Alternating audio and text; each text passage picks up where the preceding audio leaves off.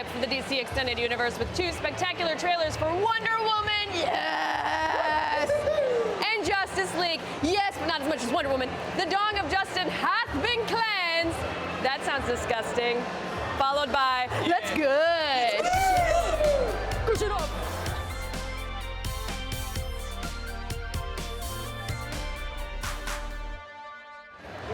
Let's be real. While some fell head over heels for Batman v Superman, a lot of us were left slightly disappointed, and the future of the DC Cinematic Universe was looking a little too grim-dark. But in just 1 hour, Warner Brothers turned the tide completely in Hall H as they rolled out trailers for the next wave of DC movies and showed us that the future is anything but bleak. During the crazy super mega panel, host Conan O'Brien brought out the DC Films directors Zack Snyder, Patty Jenkins, David Ayer, James Wan, Rick Famuyiwa, and Ben Affleck confirmed to talk about their films. The awesomely diverse group had lots of encouraging stuff to say, with Wan pledging to bring his horror stylings to Aquaman, Affleck calling Batman one of the greatest characters in American drama, and Jenkins standing for the importance of bringing a hero who can love and forgive to the big screen. Eventually, the cast of these films made their way out onto the stage, and while it was cool to see everyone together, the real main event was, of course, the 2 trailers they dropped for next year's big DC releases, Wonder Woman, woo, and Justice League, woo woo.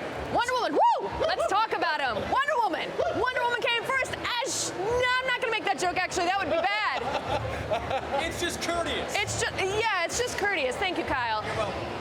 Came first, and man, it looks great.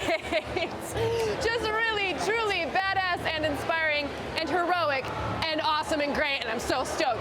Now, the trailer opens with the iconic moment Diana Prince is introduced to the world of men as World War I fighter pilot Steve Trevor washes ashore. As Trevor flirts and jokes with Diana, try hard.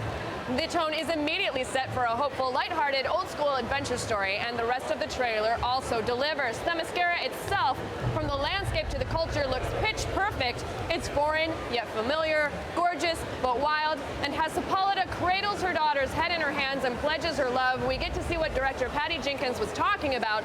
This is a big-hearted, emotionally open story and a coming-of-age tale for an important hero.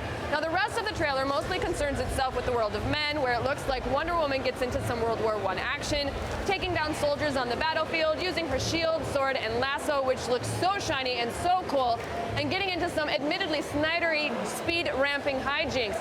Oh, and here is something interesting.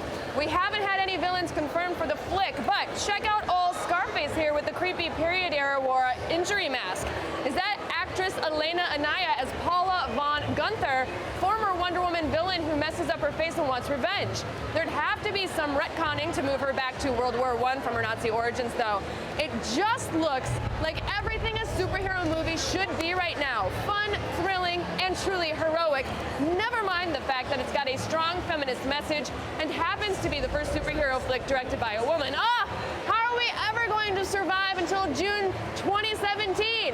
How am I going to survive until June 2017? I don't know. What am I gonna do with myself? You're not gonna make it. I'm not gonna make it! Somehow, Jess, somehow, I'm not gonna make it! Ugh. But moving on, how about that Justice League teaser, though? Scored to Icky Thump. It looks like Zack Snyder's lightened up a lot since his last foray into the DC universe, as this thing is packed to the gills with jokes.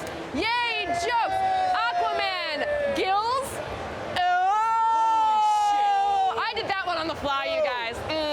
We see Batman and Wonder Woman teaming up to recruit the League, with Bruce Wayne hunting down Aquaman at a fisherman's bar and trolling him about his silly fish-talking powers, and Flash getting his own version of the Tony Stark / Spider-Man recruitment scene and his extremely millennial take on the Batcave, Flash Cave. Either way, it's an absolutely awesome, battering moment.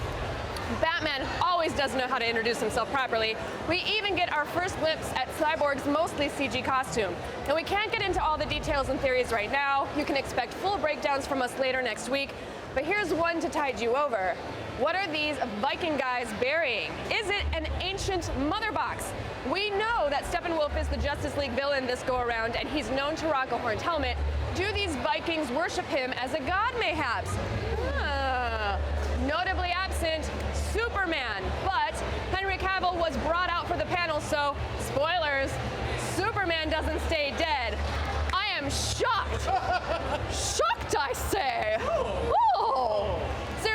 everything we saw from the DC films at Comic-Con this year looks truly awesome. This seems to be a major course correction, and from what we can tell, it's totally working. And best of all, it's doing so while looking distinctly different from the Marvel Cinematic Universe.